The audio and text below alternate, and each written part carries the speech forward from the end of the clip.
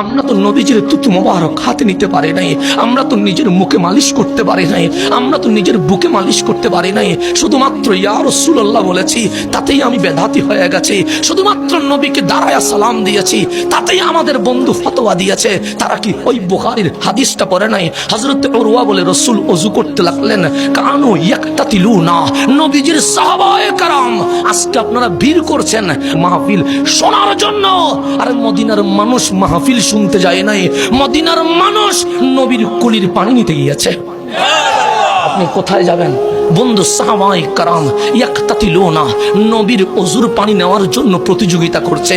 আমি কুলি করলে কে নেবে, কিন্তু রাসূল কুলি করছে। সাহাবায়ে কেরাম বলেন, নবী রে, আপনারে পেয়ে আমরা ধন্য হয়েছি, আমরা আপনার কুলির পানি নিব। আমার নবী নাকে পানি দিলেন, সাহাবায়ে কেরাম নাকের পানিগুলো নিয়ে নিলেন।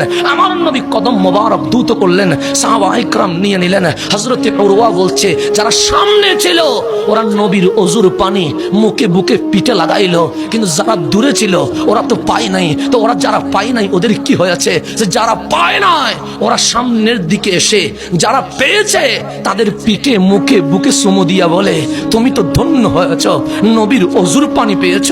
আমি যেহেতু পাই নাই, তোমার চুমা দিয়া নবীর ওযুর পানিটা একটু বরকত নিতে চায়। সাহাবায়ে কেরাম আমাদেরকে নবীর তাজিম শিখিয়ে দিয়ে গেছে।